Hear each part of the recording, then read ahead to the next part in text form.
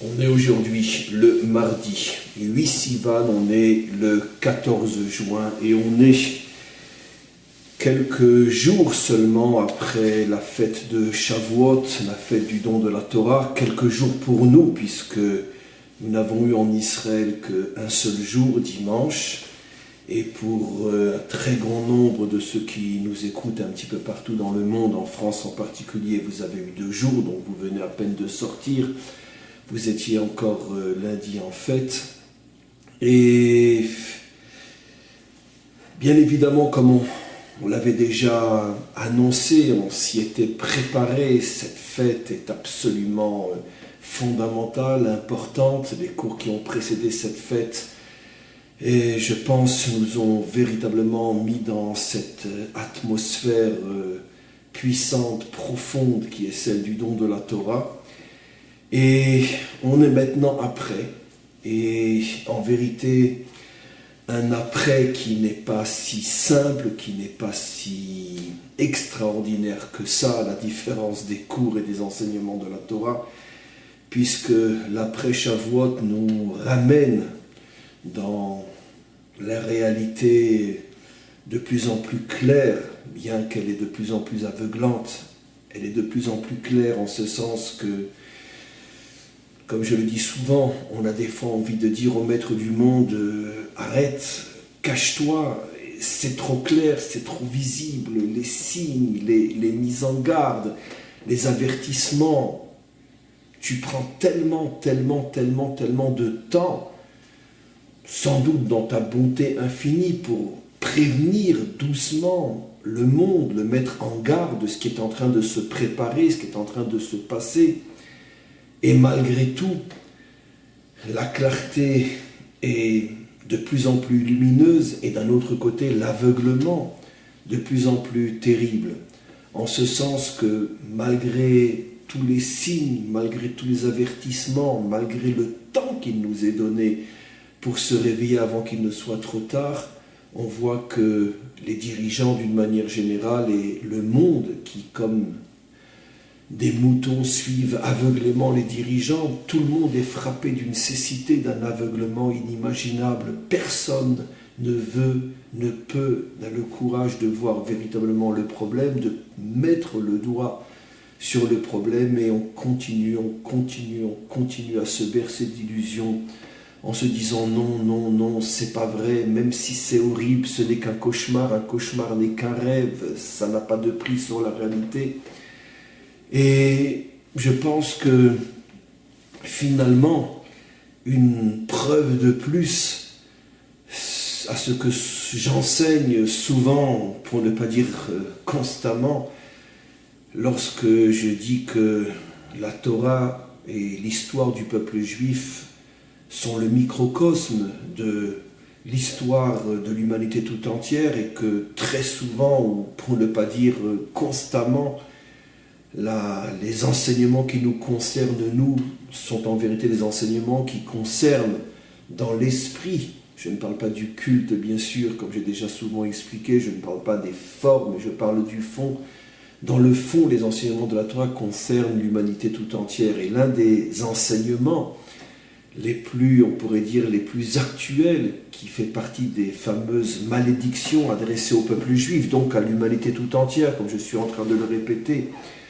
Une des malédictions est « tu seras comme un aveugle qui cherche son chemin en plein jour, alors que le soleil brille et éclaire jusque dans les moindres recoins, tellement la lumière est forte, tellement la lumière est puissante. » Et en quoi c'est une malédiction? La Torah nous met en garde et nous dit que un être, un peuple, une civilisation maudite se trouve dans une situation où c'est clair, c'est absolument clair. Ce n'est pas la peine de chercher midi à 14h. C'est évident que c'est clair comme le soleil en plein mois d'août, en plein midi. Et pourtant, la civilisation continue à avancer comme un aveugle en tâtonnant à droite, à gauche. Est-ce que oui, est-ce que non? C'est une malédiction. C'est une malédiction, ça veut dire que c'est quelque chose qui vient d'en haut, en vérité. C'est comme si la logique, comme si l'intelligence, le bon sens était complètement bloqué par une force surnaturelle qui vient d'en haut. C'est le sens réel, le sens premier et simple de la malédiction. C'est quelque chose qui nécessite une intervention divine pour empêcher le monde de fonctionner comme il devrait fonctionner, de manière à ce qu'il ne peut plus se protéger et ne peut plus éviter les catastrophes qui l'attendent et qu'il mérite d'une certaine manière. Et donc,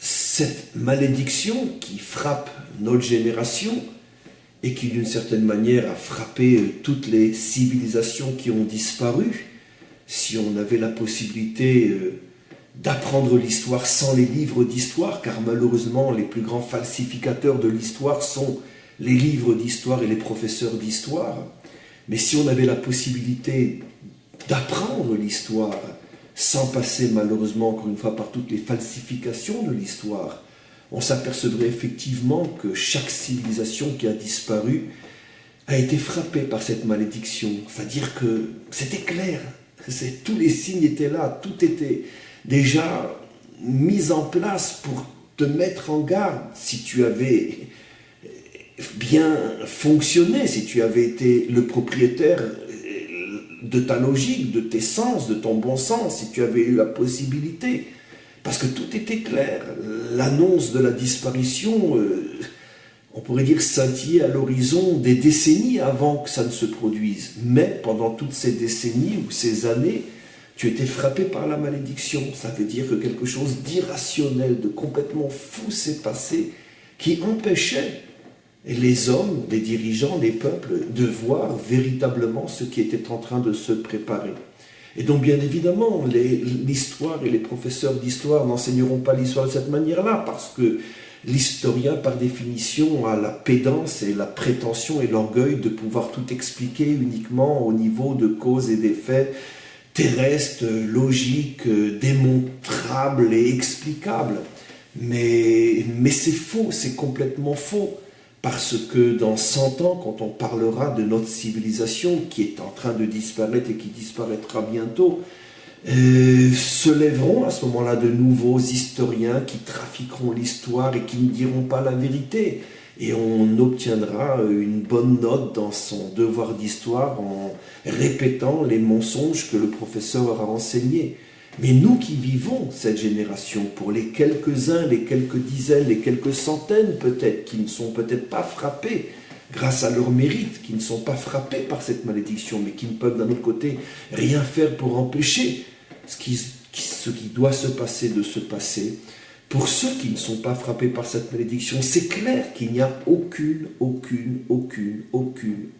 explication logique à la folie inimaginable qui s'est emparée du monde et qui voit, sans le voir, parce qu'il est aveugle, qui voit jour après jour sa fin approcher, et les raisons de sa fin sont claires, elles sont évidentes, et malgré tout, les dirigeants continuent à dire « mais non, c'est peut-être que si, il faut pas exagérer, il faut pas généraliser, il ne faut pas prendre cette menace au sérieux, ce n'est que le fait d'une minorité, très vite on aura le dessus, et on aura la main dessus, etc. etc. » Et donc tous ces mensonges qui ne sont même pas je ne voudrais même pas dire, c'est même pas de la méchanceté de la part des dirigeants, ils ne sont même plus responsables, ils sont maudits. Ça veut dire qu'une force venant d'en haut s'est abattue sur eux et les empêche de réagir comme un enfant devrait réagir face à l'évidence d'un danger face auquel le monde occidental ne fait rien, mais strictement rien, mais absolument rien pour s'en débarrasser. Et donc on vit, et c'est triste de le dire, et évidemment je sais que ce que je dis ne sera pas pris au sérieux, mais c'est pas grave, de toute façon c'est ce que je vous ai dit, on est maudit. Et on est en train de vivre les dernières années, les dernières décennies avant la grande catastrophe qui ne fera pas disparaître le monde de toute manière, car le monde ne disparaîtra pas depuis le déluge. Dieu a déjà promis que le monde ne disparaîtra plus jamais, c'est-à-dire que toute l'humanité. Mais une très grande catastrophe qui va balayer complètement toutes les bases, tous les fondements et surtout tous les espoirs et tout les rêves et tous les idéaux du monde occidental, tout va être balayé complètement. Alors vous êtes sans doute en train de vous poser la question, je ne sais plus si j'ai dit que le cours était pour la Refoua Shelema de André Nissim Ben Maïcha. En tout cas, le cours est pour la Refoua Shelema de André Nissim Ben Maïcha. Si je l'ai déjà dit, alors tant mieux, je le redis encore 2 fois. Mais quoi qu'il en soit, vous vous posez à juste titre la question, mais qu'est-ce qui lui prend au Rav aujourd'hui? Et qu'il a passé un mauvais Shavuot, il a besoin de nous faire subir ses mal de ventre ou ses angoisses, qu'il aille se soigner, qu'il nous laisse tranquille. Bon, d'abord, je vous dirais que le Rav n'a pas un problème personnel. Le Rav, comme vous, a passé la fête de Shavuot, et aussi bien, en vérité encore mieux que la plupart d'entre vous, mais ça je ne dois pas le dire à cause du Einara. Mais ce n'est pas bien sûr un problème personnel, c'est la triste réalité dans laquelle on vit pendant et au lendemain de Shavuot, aux États-Unis, à Paris, etc. Et ce qui est absolument incroyable, encore une fois, c'est la réaction d'Obama, la réaction du gouvernement français, c'est la réaction des Américains en général. Toutes les bonnes raisons seront données, sauf la vraie. Parce que le monde est maudit. Et c'est ce qui me permet de dire, malheureusement et avec beaucoup de regrets, connaissant un petit peu notre Torah, pour l'avoir un petit peu étudié, et fort de l'expérience de l'histoire, de la vraie bien évidemment, je sais que quand on en arrive à une situation pareille où la logique ne fonctionne plus, ou quand c'est évident qu'il faut aller à droite, tout le monde va à gauche, ou le contraire, je sais qu'il s'agit donc de ce qu'on appelle en hébreu une gzera, ça veut dire un décret divin, et on ne peut plus rien faire. On ne peut plus rien faire. Et donc, combien de temps ça prendra encore? Est-ce que c'est de notre vivant ou de celui de nos enfants? Peu importe. Vous savez, à l'histoire, à l'échelle humaine, 10 ans, 15 ans, 20 ans, 30 ans, c'est plus tellement important. Mais ce qui est sûr, c'est que c'est la fin. Et donc, bien évidemment, je sais encore une fois que, évidemment, puisqu'on est maudit, de nombreux avis vont se lever, et même dans le monde rabbinique, pour dire, on vous avait dit, il est complètement fou celui-là, mais arrêtez de l'écouter, mais non, mais tout va bien, mais vous inquiétez pas, mais le bon Dieu va nous envoyer le Messie, et le Messie va nous sauver, etc. Et toutes ces honneries que les rabbins adorent raconter du matin au soir. Bon, écoutez, c'est ça la malédiction, je veux dire, même si on est juif, même si on est un rabbin, on peut être maudit aussi. Ça veut dire se faire le porte-parole de la honnerie humaine et de continuer à endormir les gens avec l'opium, le vrai ou le spirituel. C'est la même chose, le principal, continuer à dormir. Ces rabbins existaient aussi avant la Shoah, quand se sont levées des voix, même des gens qui étaient arrivés à s'enfuir des trains, des gens qui étaient arrivés à s'enfuir des ghettos, des gens qui étaient arrivés à s'enfuir même des camps de concentration. On a des livres, on a des témoignages. Ils revenaient au ghetto, ils revenaient pour prévenir les gens, et on ne les croyait pas. Et parmi ceux qui faisaient tout pour rassurer, pour rester calme, pour contredire et faire prendre pour un fou le pauvre homme qui venait essayer de sauver ses frères et ses sœurs, se trouvaient bien sûr des rabbins aussi, parce que les rabbins ils croient dans le Messie, et si on croit dans le Messie, on est obligé de penser que tout ira bien.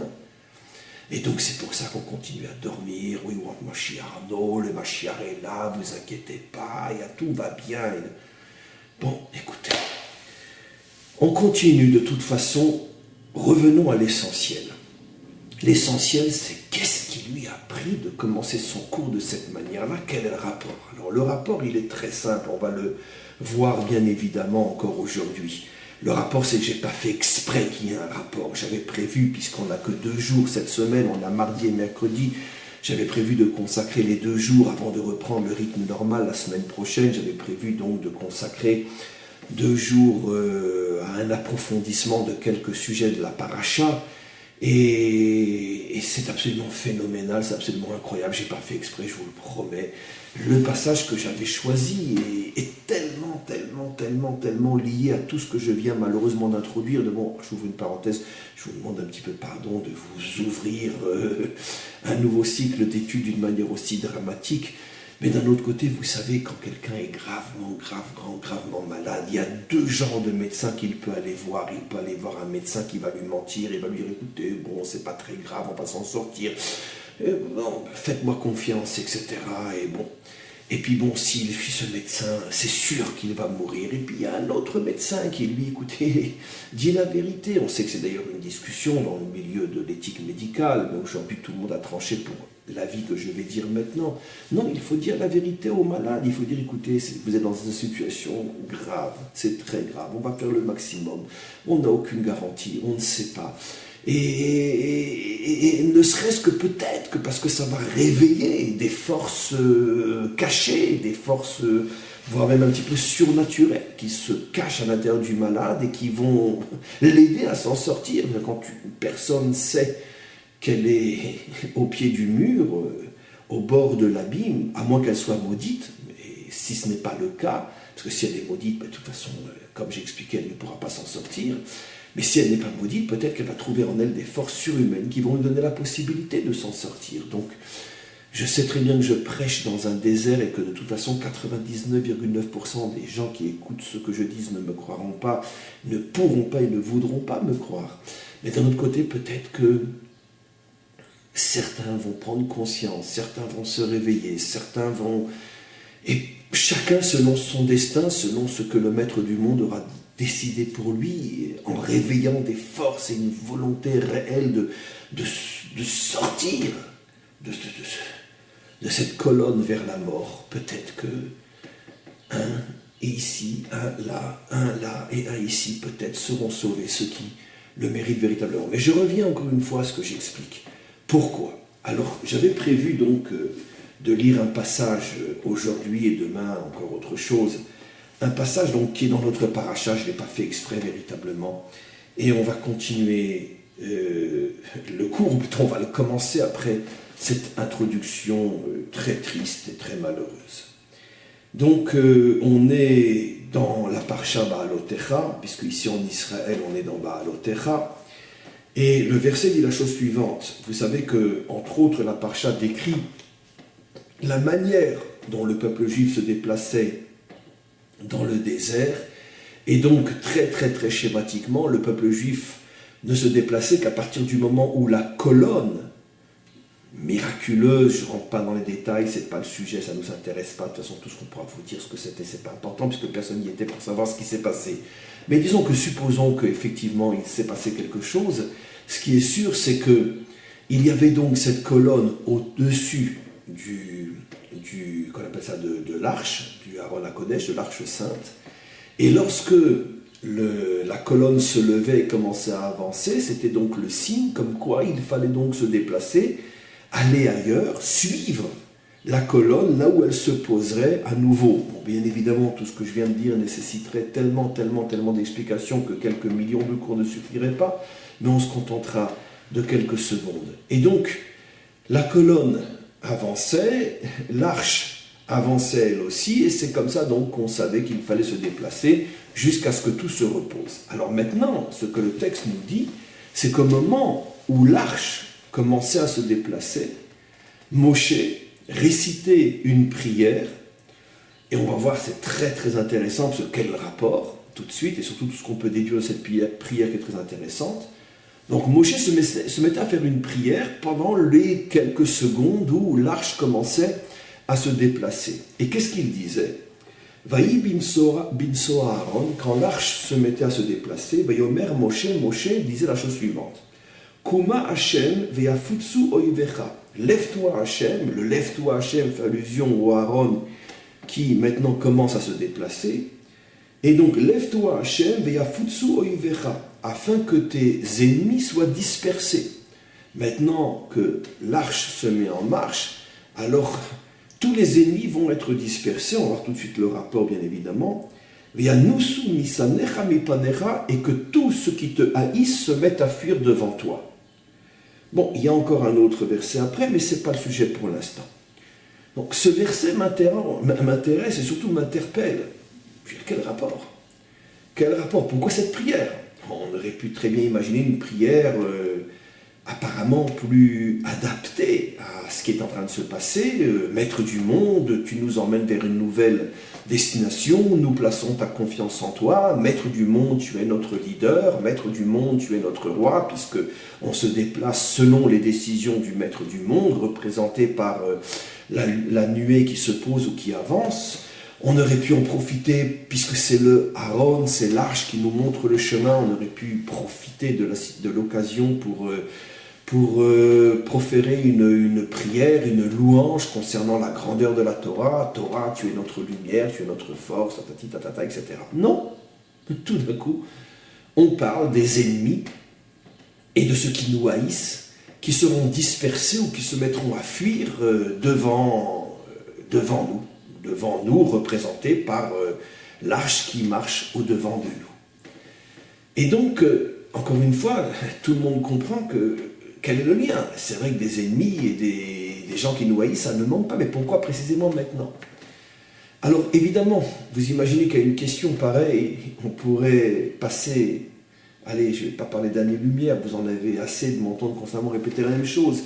Mais bon, quelques petites milliards d'années-lumière à expliquer ce que cela signifie. Mais bon, on n'a que le temps dont nous disposons, essayons de concentrer la lumière dans un concentré qui, malgré tout, vaut la peine d'être transmis et entendu aussi. L'explication est la suivante. Ça veut dire que, ici, finalement, comme on le sait, les 40 ans passés dans le désert, disent nos maîtres, font allusion à tous les exils d'Israël, jusqu'à l'entrée en Eretz Israël, et cette entrée fait allusion à la délivrance finale. Et c'est la raison pour laquelle les prophètes, d'ailleurs, appelleront les exils d'Israël, ou plutôt notre présence au milieu des nations, notre présence en tant qu'exilés au milieu des nations, les prophètes l'appelleront notre séjour Bemidbar Ha'amim, dans le désert des peuples. Faire une analogie avec le désert. Et donc, les 40 ans dans le désert font allusion, à cause de nos fautes, bien évidemment, à nos pérégrinations durant toute l'histoire, depuis notre naissance, finalement, pratiquement, jusqu'à l'entrée véritable au moment de la délivrance finale.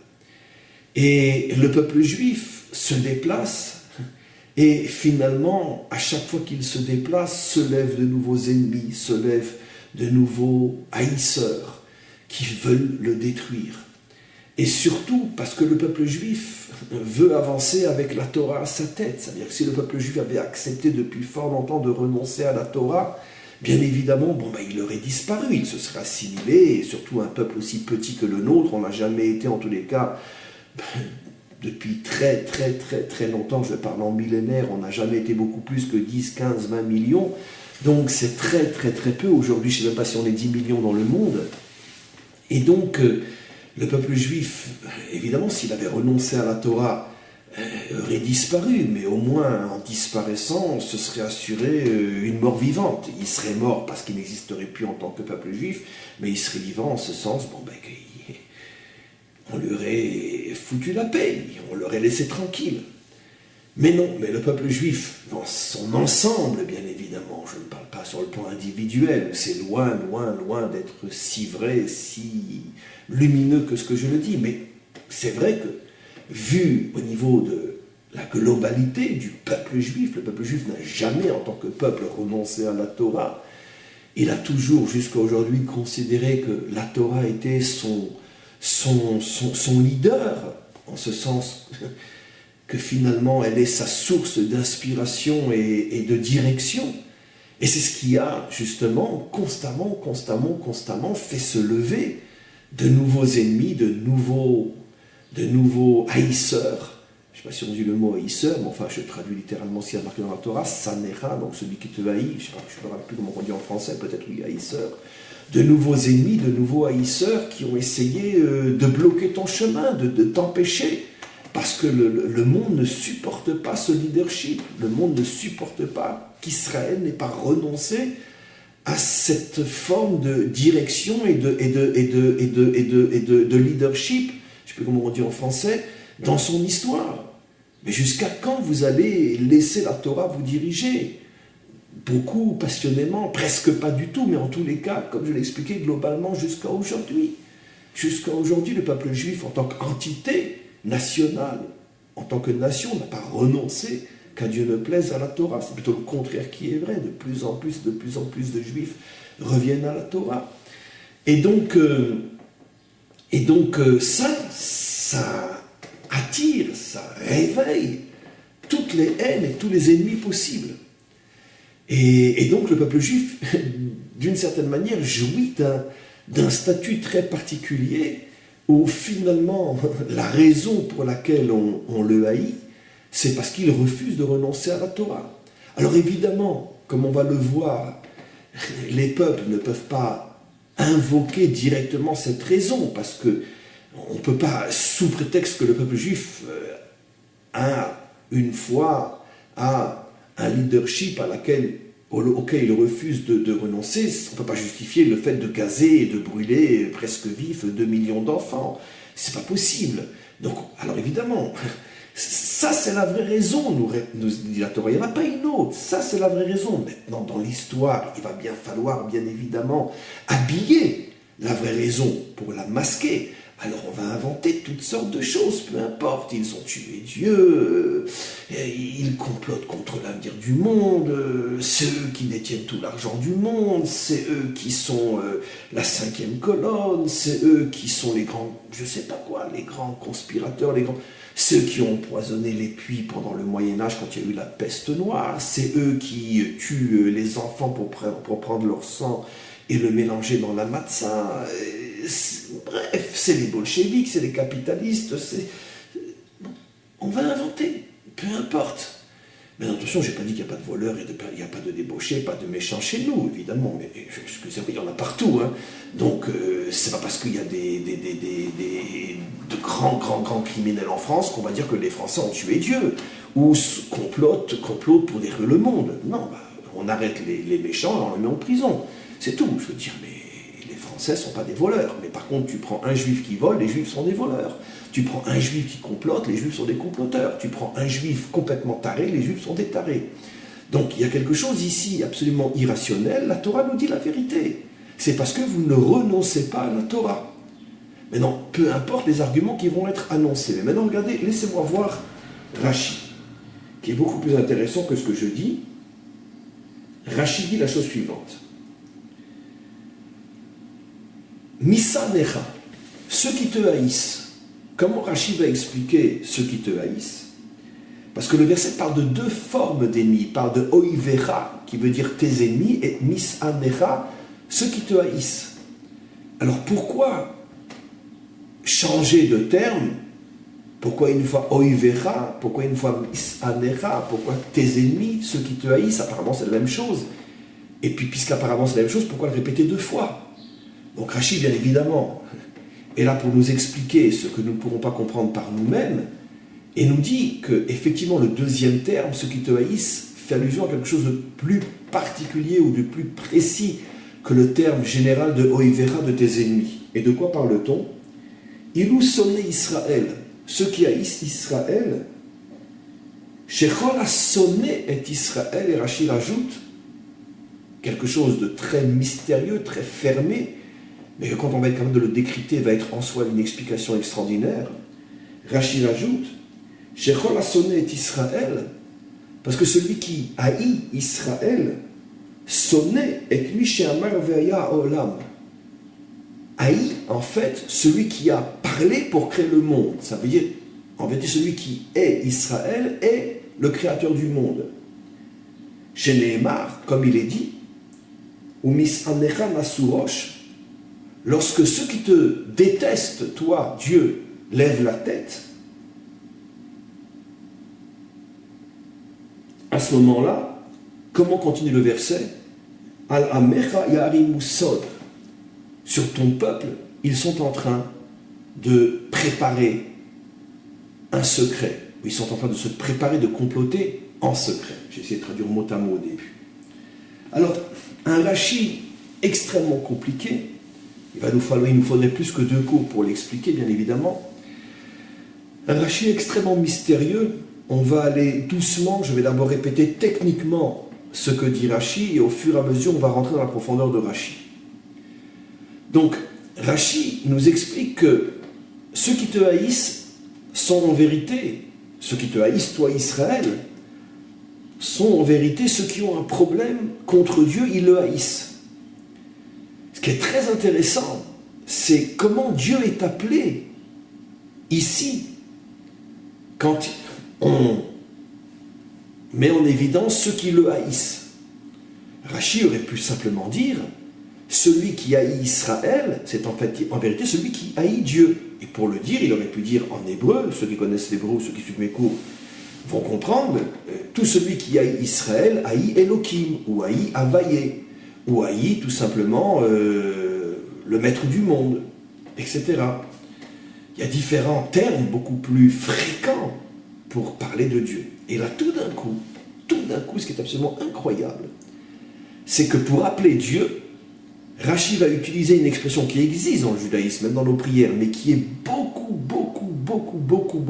moins employée, beaucoup plus rare que les premiers noms que j'ai donnés, Elohim, Havayé, etc., va utiliser une autre expression qui n'est pas vraiment un nom de Dieu, mais qui est plutôt, on pourrait dire, une fonction de Dieu.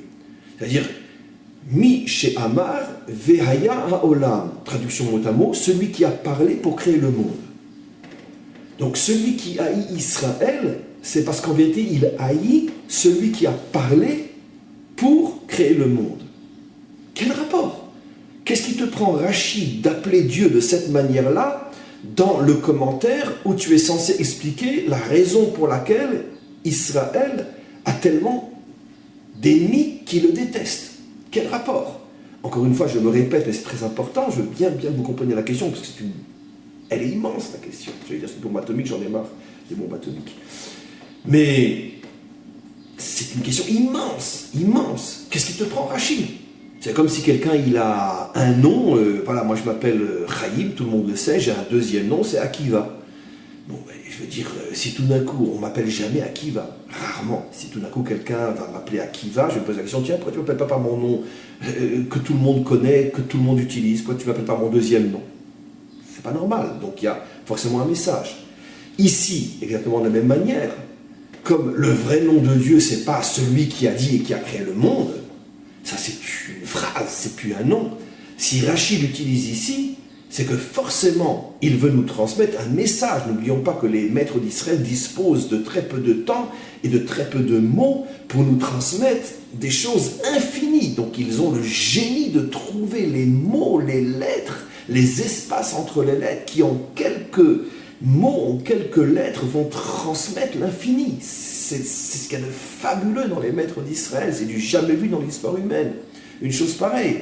On pourrait commenter ce Rachi, je vous le dis, même moi qui ne sais pas grand-chose, je pourrais commenter ce Rachi sans exagérer, là je veux dire vraiment d'une manière sérieuse, au moins entre 20 et 30 heures. Je sais que je pourrais le faire, sans me répéter une seule fois. Donc imaginez un vrai maître de la Torah. Donc c'est fabuleux. Donc Rachi est obligé de trouver, il sent qu'il y a un problème, il veut nous transmettre ici un enseignement. Comment je vais appeler le Dieu haï pour que tout le monde comprenne pourquoi on le haït? Et il trouve l'expression « celui qui a parlé pour créer le monde ». Donc, ici, on a déjà une question énorme. Pourquoi la haine à l'égard de Dieu, et précisément la haine à l'égard de Dieu lorsqu'il devient, ou lorsqu'il est appelé celui qui par la parole a créé le monde, enseignement fabuleux, qu'est-ce que Rachi veut nous faire comprendre? Et bien sûr, il y a une autre question, on a des milliers. Une autre question aussi, c'est quel rapport? Pourquoi Rachi est obligé de nous dire ici qu'en vérité, que ceux qui haïssent Israël, c'est en vérité qu'ils haïssent Dieu parce qu'il a créé le monde par la parole, et comme Israël est d'une certaine manière le peuple de Dieu, donc automatiquement, ben, si tu haïs Dieu, tu haïs son peuple, si tu haïs son peuple, tu haïs Dieu. Mais ici, on comprend, sans avoir compris, que Rachi ici est en train de mettre le doigt sur un secret inimaginable, la raison profonde de la haine des nations contre Israël. C'est justement parce que Israël est attaché, pas à Dieu d'une manière générale, ni même à la Torah d'une manière générale, comme j'ai commencé dans le cours, mais essentiellement parce que Israël est attaché au Dieu qui a parlé pour créer, c'est ce qui amène la haine. Le Dieu qui a parlé pour créer, c'est fabuleux, même si on ne comprend pas plus, c'est déjà extraordinaire d'avoir mis ça en évidence.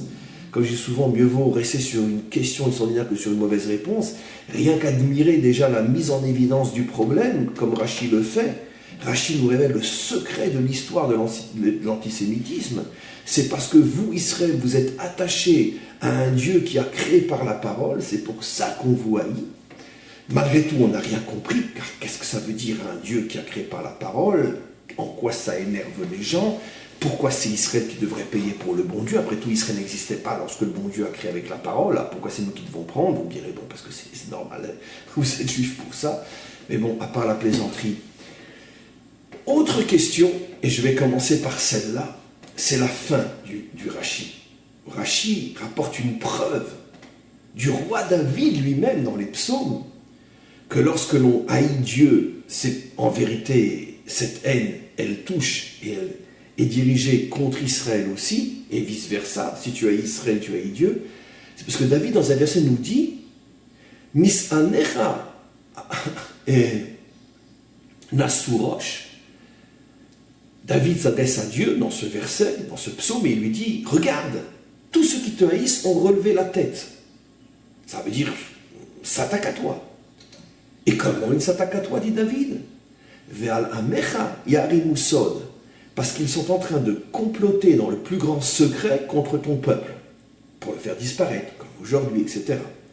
Comme dans toutes les générations. Il n'y a pas une génération où on ne complote pas contre le peuple juif pour le faire disparaître. Aujourd'hui, c'est tellement clair, c'est tellement évident que, encore une fois, maître du monde, cache-toi un petit peu, parce que bon, il va nous répondre, de toute façon, j'ai maudit le monde, donc même si je me révèle, personne ne voit rien.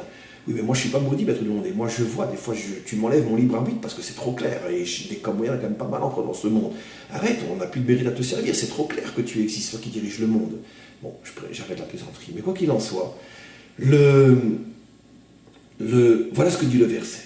Alors maintenant, sur cette fin de verset, il y a quelque chose d'extraordinaire, parce que, bon, comment j'ai traduit? J'ai traduit d'après le sens, comme tous les commentaires traduisent. Ve'al amecha ya'arimu sod, ça veut dire que il y a ici quelque chose d'extraordinaire. Et ya'arimu vient du mot la'arim, ruser. Ça veut dire que ils veulent détruire Israël en rusant contre lui. Ça veut dire qu'ils ne vont pas lui montrer clairement qu'ils sont en train de vouloir le détruire. D'accord? Mais c'est pour le bien d'Israël, pour la survie d'Israël, que nous voulons l'aider à prendre conscience qu'il faut absolument qu'il revienne aux frontières de 67. Et à ce moment-là, il vivra dans la paix, dans la sécurité, dans la tranquillité. Et nous sommes garants de la paix et de la sécurité d'Israël, car nous reconnaissons à Israël le droit d'avoir des frontières sûres et reconnues. Alléluia, alléluia. Le problème, c'est que quand on commence à croire à un curé, c'est la fin du monde.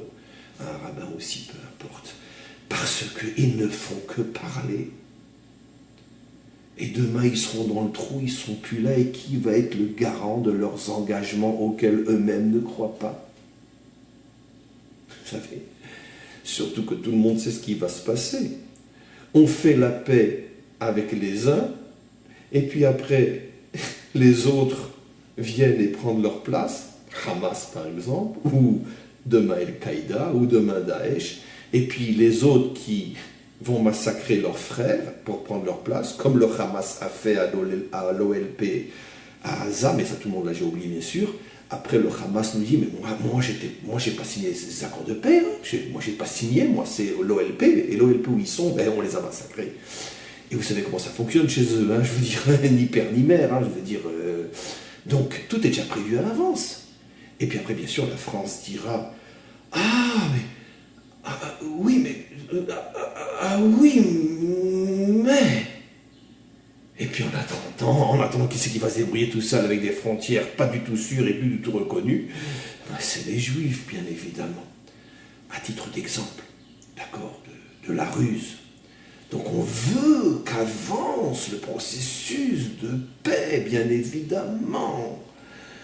Le processus de paix, pour qu'enfin le peuple juif nous fiche la paix, qu'on n'entende plus jamais parler de lui.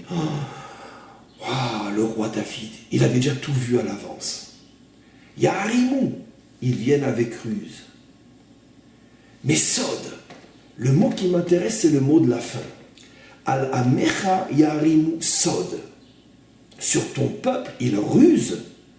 Sod, mot à mot, on peut traduire en secret. C'est ce que j'ai traduit pour donner, on pourrait dire, un sens littéral au verset. Mais si, et comme on le sait, la Torah doit être lue à différents niveaux de plus en plus profonds, la structure même de la phrase suggère une autre lecture plus profonde, plus difficile à comprendre au niveau du sens littéral. C'est pour ça que dans un premier temps, j'ai traduit « Contre ton peuple, il ruse et complote en secret ». Mais en vérité, le verset suggère une autre lecture possible.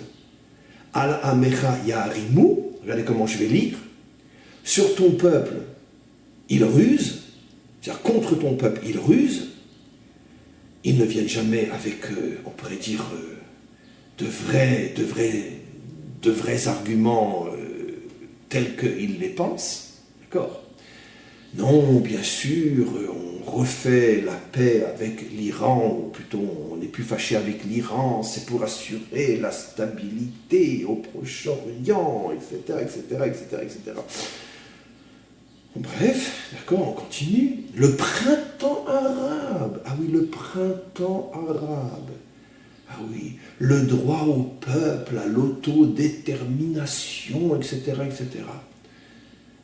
Le printemps arabe. Mais regardez le Proche-Orient. Regardez le Proche-Orient. On vous dit même plus ce qui se passe en Libye, on vous le cache. Parce que c'est l'horreur, l'horreur, l'horreur, l'horreur, l'horreur. Vive la France, bien évidemment. Vive Sarkozy, vive la France, bien évidemment. Vive BHL aussi. Et, bien sûr, BHL, je ne sais plus comment il s'appelle, bien sûr, parce que lui aussi, il était pour la liberté du peuple libyen. Tu ne passerais pas une seconde là-bas aujourd'hui. Pas une seconde, tu passerais là-bas. D'accord ? Tu vis dans ton 16e arrondissement, dans ton 17e, etc. Regarde ce que tu as fait là-bas. Regarde ce que tu as fait là-bas avec ton printemps arabe. Mais c'est pas grave, on continue. Maintenant, la Syrie, l'Irak, le printemps arabe. Bon, très bien. On continue. Donc,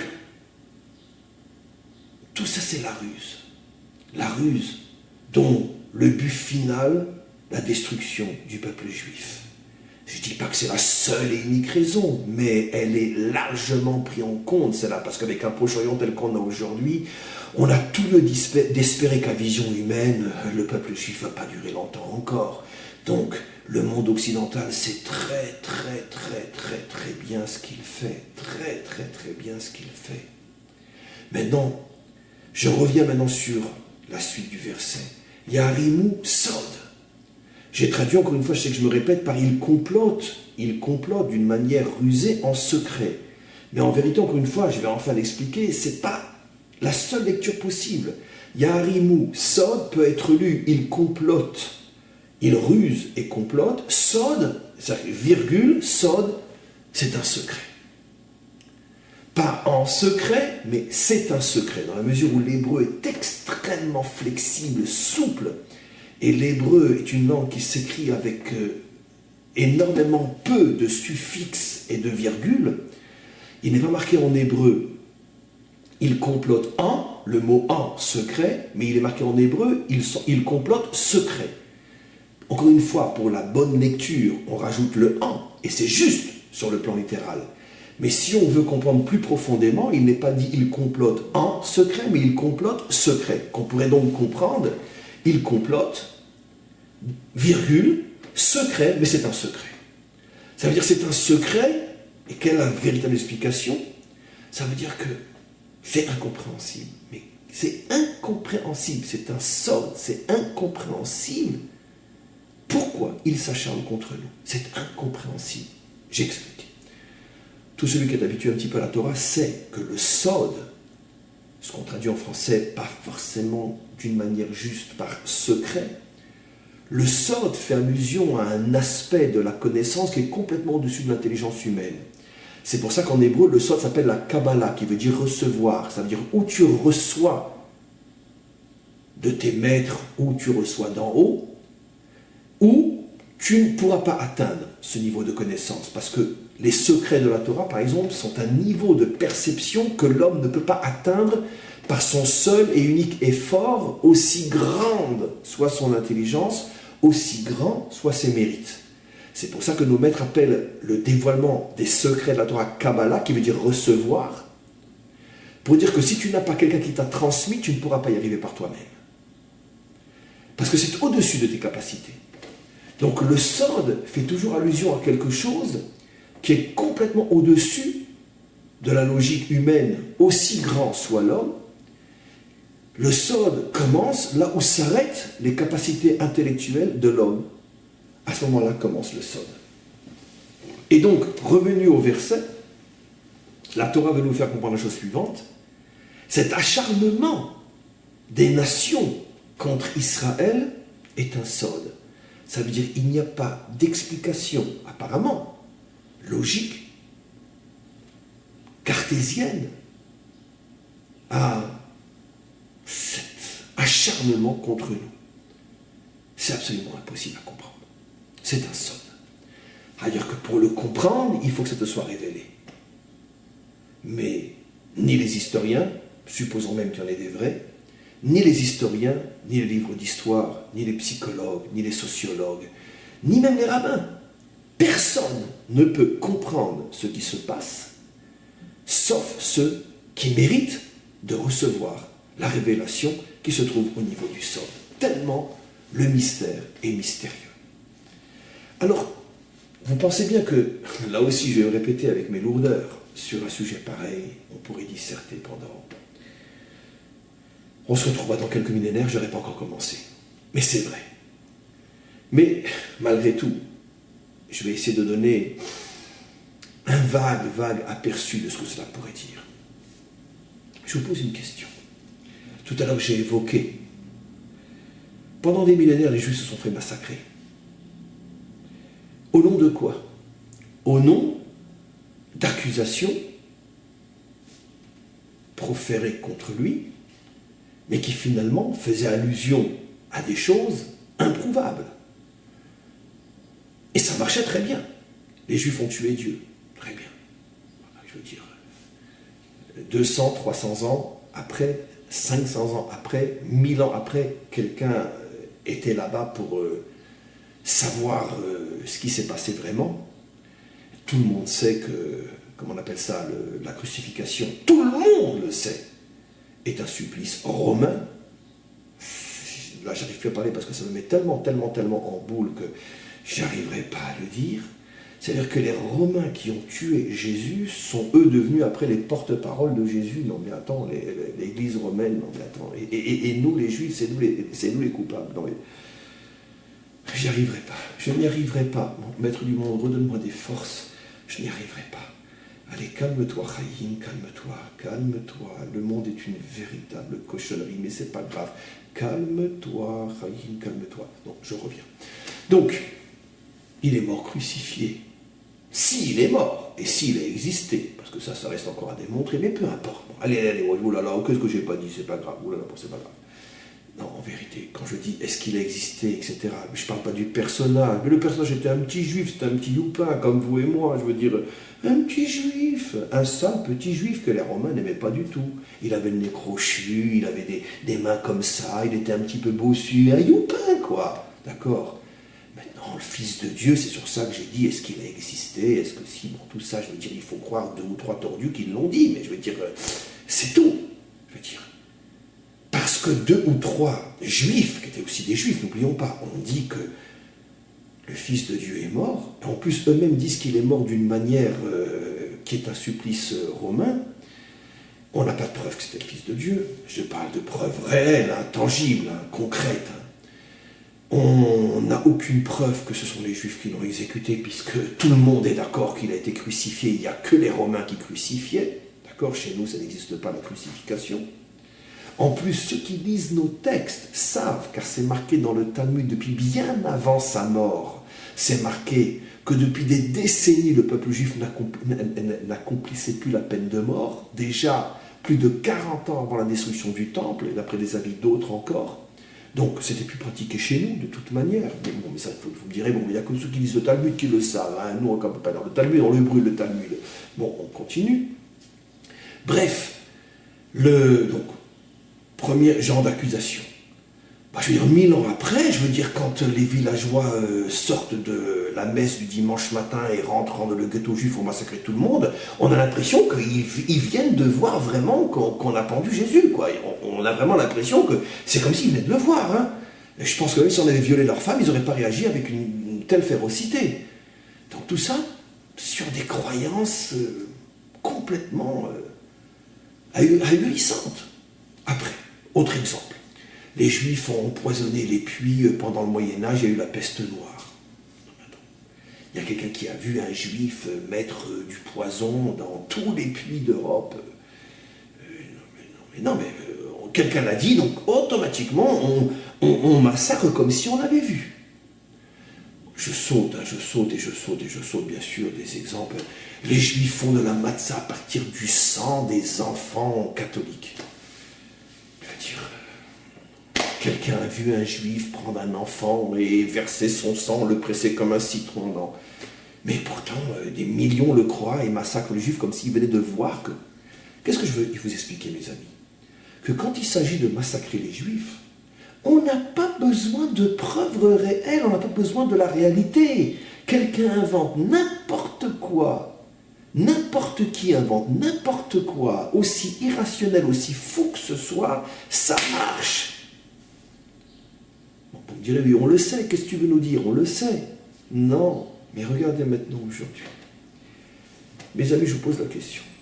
Imaginez-vous ce qui se passerait si c'était un juif qui avait fait le Bataclan, si c'était un juif qui avait fait Bruxelles, l'aéroport, si c'était un juif qui avait décapité un officier dans une rue de Londres, si c'était un juif qui avait massacré hier un mari et sa femme, si c'était un juif qui avait fait tomber les 2 tours à New York, et si c'était un juif qui avait massacré à Orlando.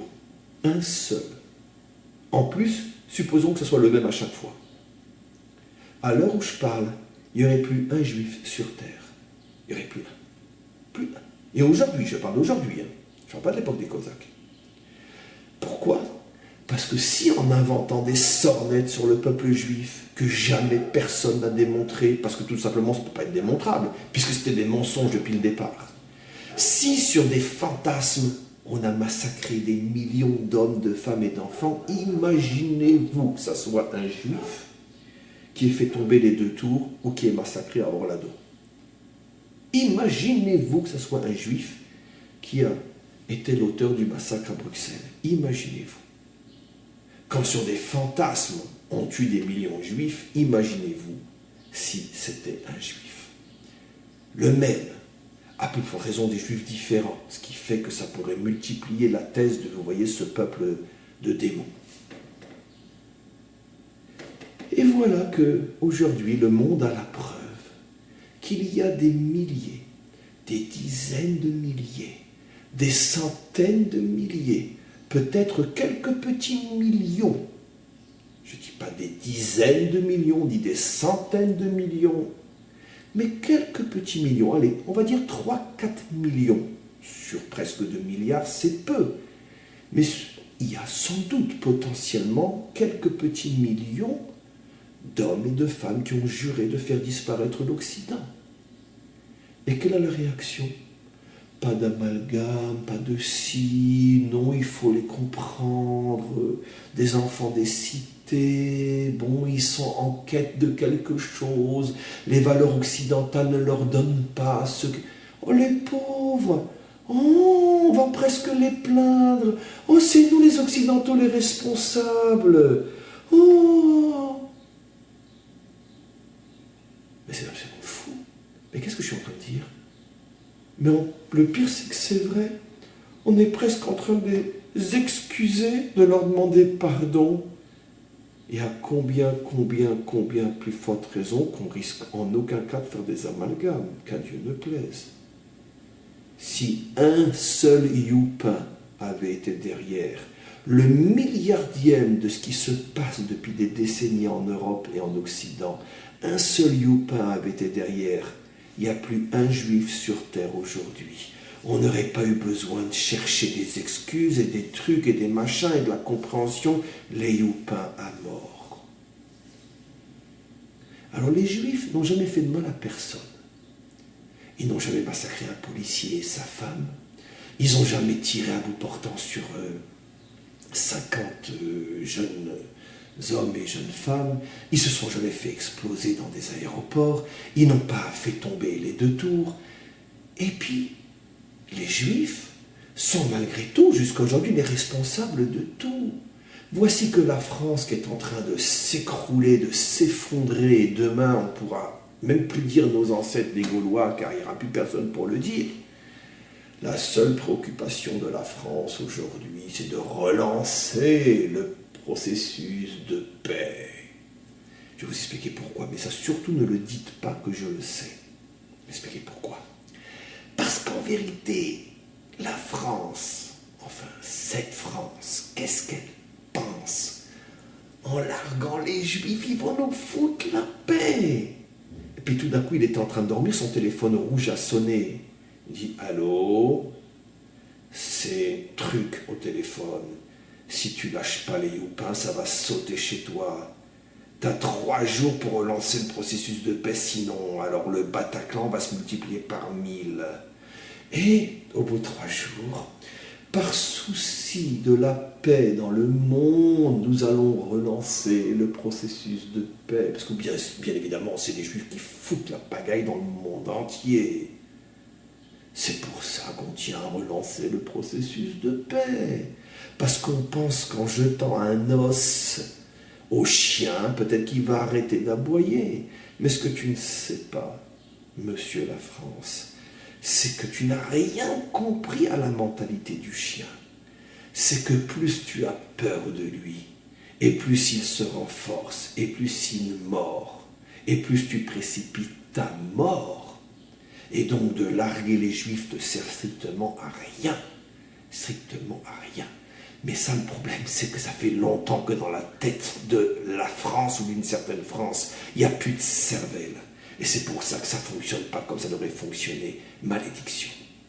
Mais en attendant, c'est toujours les Juifs, les responsables de tout.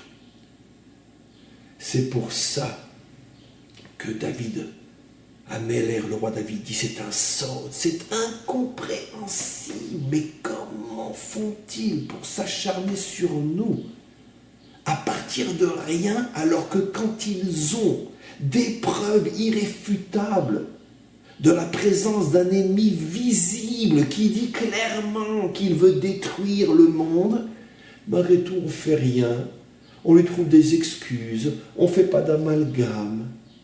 Mais comment c'est possible, dit le roi David? C'est un sort, c'est incompréhensible. Incompréhensible. Il y a quelque chose qui dépasse l'entendement, qui dépasse complètement l'entendement. Parce qu'après tout ce qu'on pourrait expliquer, on ne comprend toujours rien. Comment c'est possible? On continue si Dieu veut ce cours demain.